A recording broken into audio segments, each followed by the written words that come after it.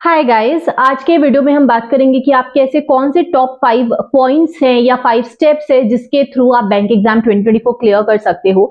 Basically इसके बारे में मैंने आपको कई बार कई वीडियो में अलग-अलग तरीके से बताया है, बट अभी क्योंकि हमने एक बिगनर सीरीज स्टार्ट किया है, जितने भी न्यू एस्पिरेंट्स इस साल आए हैं जो बैंक एग्जाम टारगेट कर रहे हैं, तो वो उनको ये सारी वीडियो से कुछ ना कुछ सीखने मिलेगा कि किन किन चीजों में आपको वर्क करना है, किन किन चीजों में फोकस करना है, ताकि आप बाद में जाके रिग्रेट ना करो।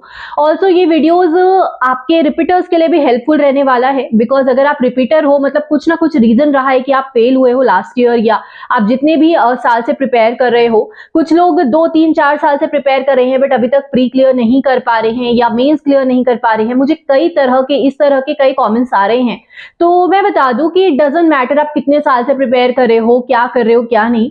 ये आपका नया साल स्टार्ट हुआ है, इस साल अभी पूरा टाइम बाकी है, आपके नए एग्जाम्स होंगे वापस से और आपको न्यू एनर्जी के साथ लग जाना है। आपको ये वीडियो से, मेरे वीडियो से आपको हेल्प मिलती रहेगी कि आप कहाँ पे लैग कर सकते हो, कहाँ पे गलती कर सकते हो और कहाँ कहाँ आपका लूप होल छूट रहा है। तो वो सारी चीजों को जब आप कवर करके चलोगे, आप मॉक्स लगाते चलोगे, आपका डेफिनेटली एग्जाम क्लियर हो जाएगा।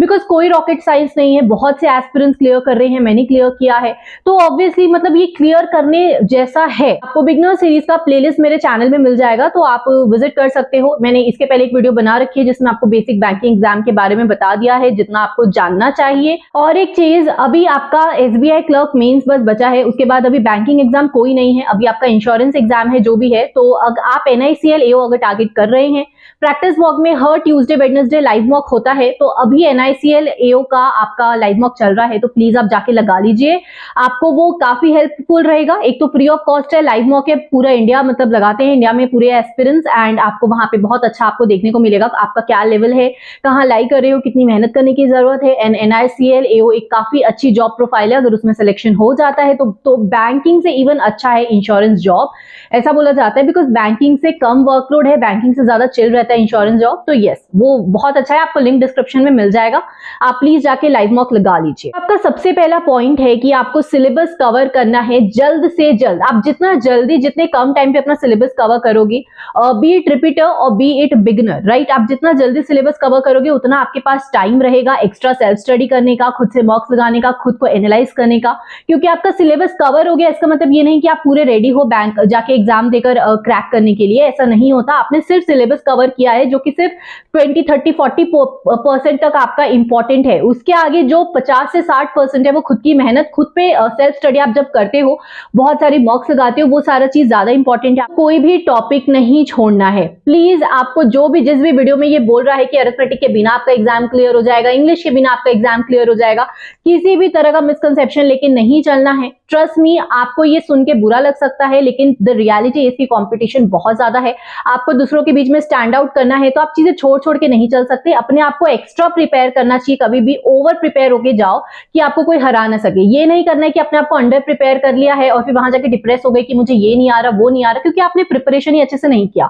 तो ये अपना टाइम वेस्ट नहीं करना है बिल्कुल भी, आपको अच्छे से सारी चीजें प्रिपेयर करके चलनी है, चाहे प्रोबेबिलिटी हो, मेंसुरेशन हो, इंग्लिश का कोई भी टॉपिक हो, लॉजिकल हो, क्रिटिकल रीजनिंग क्यों ना हो, कुछ भी हो, आपको हर चीज कवर करके चलनी है। अगर आपको लग रहा है कि आपका कोई कॉन्सेप्ट क्लियर नहीं है, आपको अप्रोच सही से नहीं आता, आपको अभी सही से मतलब आपको और अच्छे से पढ़ने की जरूरत है, अच्छे से सिलेबस कवर करने की जरूरत है, तो मैं आपको रेकमेंड करूंगी कि आप एक कोई अच्छा पेड कोर्स ले लो, ताकि आपको एक सही डायरेक्शन मिल सके। पैसों के चक्कर में आप फ्री ऑफ कॉस्ट यूट्यूब में घूम रहे हो, लेकिन यूट्यूब में इतना ज्यादा आपको मिसगाइडेंस मिल जाएगा, यहाँ वहां भटकते रह जाओगे, बहुत सारा टाइम वेस्ट कर दोगे। और पैसों से ज्यादा वैल्यूएबल होता है टाइम, बिकॉज पैसे गए तो वापिस आ जाएंगे। अभी आप 2 3 हजार रुपए लगा रहे हो, बाद में उससे 10 टाइम्स कमा लोगे, 30 40 हजार आपकी सैलरी होगी अगर आपने क्लरिकल का एग्जाम भी निकाल लिया तो।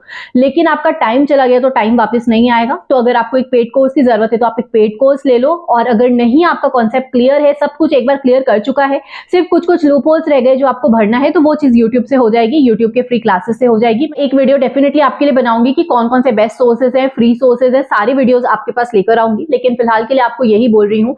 और मैं अपने टेलीग्राम ग्रुप में कुछ अच्छे वीडियोस मुझे लगते हैं अगर किसी चैनल के, तो मैं आपको लिंक शेयर करती रहती हूँ, पीडीएफ, आपको डेली करंट अफेयर्स के नोट्स, ये सारी चीजें आपको मिल जाएंगे, आप टेलीग्राम का ग्रुप ज्वाइन कर सकते हो, मैं नीचे लिंक डाल दूंगी डिस्क्रिप्शन में। अब हमारा सेकेंड पॉइंट है मॉक लगाना। देखो ये सबको पता है कि मॉक बहुत ज्यादा इंपॉर्टेंट है, सबको पता है, सबको सारी चीजें पता है, लेकिन फिर भी कोई करता नहीं है रेगुलरिटी के साथ। आपको रेगुलर करना है। जब आपका 65 to 70% आपका सिलेबस कंप्लीट हो गया, आपको लगता है कि हाँ आपको सारे टॉपिक्स आते, आपको भले अच्छे से ना आते हो, भले आपकी अच्छे से प्रैक्टिस ना हुई हो, लेकिन अगर आपने सिलेबस अपना कवर कर लिया है 60 to 70%, आपको मॉक लगाना स्टार्ट कर देना है। मॉक कितना लगाना है? हफ्ते में 2 मॉक लगाने हैं प्रीलिम्स के, हर 2 दिन में एक प्री का मॉक लगाओ और एवरी संडे आप एक मेंस का मॉक लगाओ। आपको मेंस का मॉक भी अभी से लगाना स्टार्ट करना है। अगर आपका 60 to 70% सिलेबस कवर हो गया है, कभी भी हम सिलेबस कवर करते हैं तो प्री का अलग मेंस का अलग ऐसे नहीं करते। हम सिलेबस कवर करने का मतलब बेसिक टू हाई लेवल का, प्री टू मेंस लेवल का हम साथ में पढ़ के चल रहे होते हैं। आपने किसी भी एजुकेटर का कुछ भी लिया है तो वो इसी तरह से पढ़ाएंगे।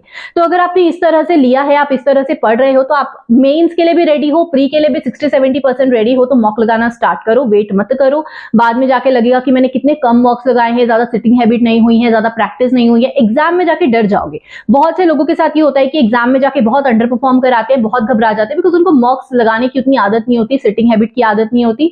तो अगर आपका 60 to 70% आपका सिलेबस कवर हो गया है, हफ्ते के 2 प्री के मॉक लगाओ, नहीं तो हफ्ते का 1 प्री का मॉक तो लगाओ, बाकी के दिन आप प्रैक्टिस करो, सेल्फ स्टडी करो, लेकिन एक दिन प्री का मॉक लगाओ और हफ्ते में एक दिन आप मेंस का मॉक लगा के चलो। आपको बोलती हूँ, अगर आप मॉक टेस्ट का पूछते हो, अगर आपके बहुत कम परसेंटाइल आ रहे हैं, 60, 70, 50 ऐसे परसेंटाइल आ रहे हैं, तो आप एक काम करो, टेक्स्ट बुक का मॉक टेस्ट से स्टार्ट करो। टेक्स्ट बुक का मॉक लगाओ, आप 70, जब तक 80-85 परसेंटाइल में टेक्स्ट बुक का नहीं पहुंच जाते, आप सच मत करो, टेक्स्ट बुक का ही लगाते रहो, बिकॉज वो बिगनर्स फ्रेंडली है, काफी आपको कंफर्टेबल करा देगा एग्जाम पैटर्न से और सारी चीजों से।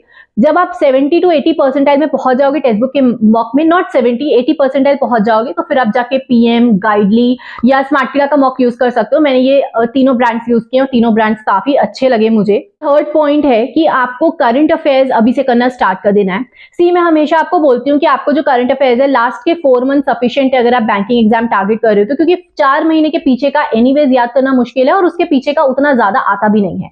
तो बेटर यही है कि हम 4 महीना अच्छे से करके चले, 4 महीने में से जो भी क्वेश्चन आ रहे हैं हम वो सब टिक लगा के आए, वहां से मार्क्स निकाले, बचे कुछ मार्क्स हम बाकी के सब्जेक्ट से निकाले, बाकी के सब्जेक्ट्स में इक्वली हम मेहनत पुट इन करें। तो ये मेरी हमेशा की स्ट्रैटेजी रहती है, जो आपको भी फॉलो करनी है, आपके लिए भी यही बेनिफिशियल रहेगा। लेकिन आपको बताऊं कि अगर आपको करंट अफेयर्स पढ़ने की आदत नहीं बन पाई है, अगर आप यूज्ड टू नहीं हो करंट अफेयर्स पढ़ने की, तो आपको आज से ही करंट अफेयर्स पढ़ना स्टार्ट कर देना है। अभी से पढ़ना क्यों स्टार्ट करना है? ताकि आपको ना वो इंटरेस्ट बिल्ड हो। इंटरेस्ट बिल्ड होने में ही 1-2 महीना लग जाता है। जब तक डेली खुद को पुश कर करके आप नहीं बैठाओगे करंट अफेयर्स करने के लिए, आपका वो रूटीन नहीं बन पाएगा। रूटीन बनाने के लिए, हैबिट बनाने के लिए काफी टाइम लगता है। तो बेटर ये कि अभी से स्टार्ट कर दो। और खुद से पढ़ना तो बहुत बोरिंग होता है बिगिनिंग में, तो मैं अभिजीत मिश्रा सर की क्लासेस से स्टार्ट की थी। उनका क्लास देखा करती थी, लगभग 5-6 महीना मैंने उनका क्लास देखे हैं।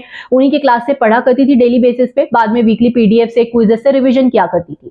तो ऐसा करके बहुत मुश्किल से मैं इंटरेस्ट ले लेके आए, मैंने अपना करंट अफेयर्स काफी इंप्रूव किया है। तो यही चीज आपको करनी है। और हाँ, कुछ टाइम के बाद, मतलब 4-5 महीना मैंने सर का किया, उसके बाद में एग्जाम्स वगैरह आ गए, तो मैं 1-1 घंटा क्लास को देना नहीं चाहती थी, तो इसलिए मैंने बाद में जाके खुद से पढ़ना स्टार्ट कर दिया था, खुद का पीडीएफ ये सबसे पढ़ना स्टार्ट कर दिया था। तो बाद में आप भी वो चीज कर लोगे, आप जब कंफर्टेबल हो जाते हो तो वो खुद से हो जाता है।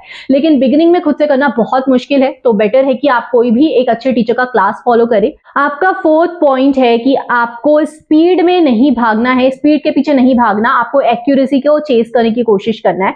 जब हम बिगिनर होते हैं, या इवन रिपीटर्स को भी मैंने देखा है कि ये बहुत बेसिक सा मिस्टेक है, लेकिन ये बार बार ये मिस्टेक कर रहे होते हैं क्योंकि उनको ये चीज रियलाइज नहीं होती कि वो क्या कर रहे हैं। आपको कभी भी स्पीड के पीछे नहीं भागना। आई नो आपको एग्जाम में जितना स्पीड से बनाओगे, जितनी स्पीड में चीजें करोगे, तभी जाके आपका एग्जाम क्रैक होगा। स्लो करने से मतलब कि ऑब्वियसली आप ज्यादा अटेम्प्ट नहीं कर पाओगे। बट द थिंग इज कि जब आप प्रैक्टिस जोन में हो, जब आप अपने प्रिपरेशन जोन में हो बेसिकली, तो आपको एक्यूरेसी चेस करनी है, ना कि स्पीड। आप जब सही बनाओगे वो ज्यादा मैटर करता है। आप गलत क्वेश्चन बना रहे हो, स्पीड बनाने की कोशिश कर रहे हो, तो वो क्या, उसका कोई वैल्यू नहीं है, वो आपको मार्क्स नहीं देगा। बेटर है कि आप कम क्वेश्चन बनाओ, स्लो बनाओ, बट आप एक्यूरेसी में वर्क करो। और स्पीड कहां से आएगी? तो स्पीड एक तो डेली प्रैक्टिस से आती है, जब आप डेली प्रैक्टिस करते हो, और स्पीड आती है जब आप अपने अप्रोच में वर्क करते हो। आपको अपने अप्रोच में वर्क करना है कि किस तरह से आप जल्दी से क्वेश्चन बना लो। अप्रोच वगैरह सीखने के लिए मैंने आपको बोल दिया, आपको टीचर का, कोई एजुकेटर का सहारा लो स्टार्टिंग में, और फिर बाद में जब आप सीख जाओ तो सेल्फ प्रैक्टिस मैटर्स। आप जितनी ज्यादा प्रैक्टिस करोगे उतना आपकी स्पीड बढ़ती चली जाएगी। स्पीड के पीछे अभी से मत भागो, अभी एक्यूरेसी चेस करो।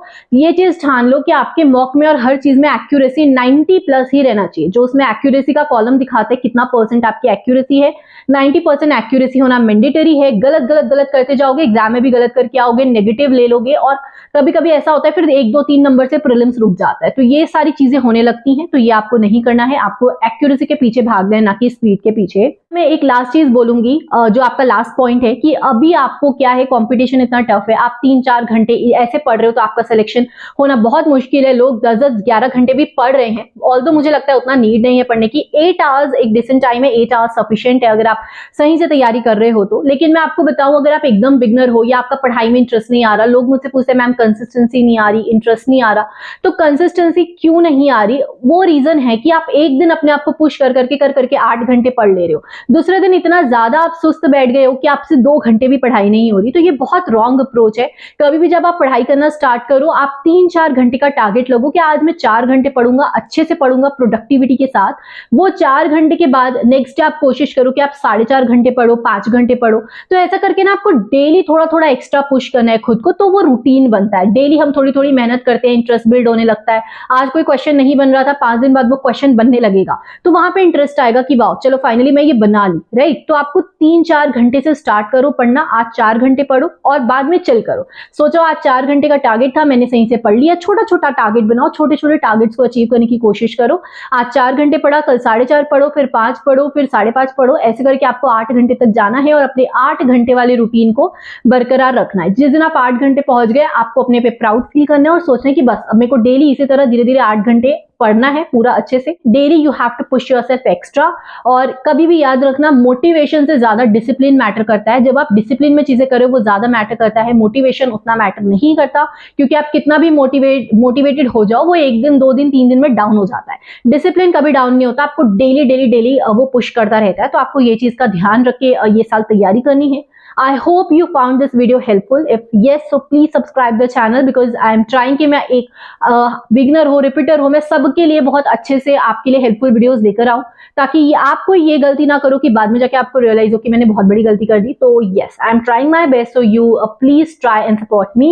And अच्छा लगे तो वीडियो आप शेयर कर दो जो भी एस्पिरेंट्स उनके साथ, और आप सब्सक्राइब करके जाइए। We'll meet you in the next video. कोई डाउट हो तो कमेंट कर देना, मैं ट्राई करूंगी आपको रिप्लाई करने का। Thank you.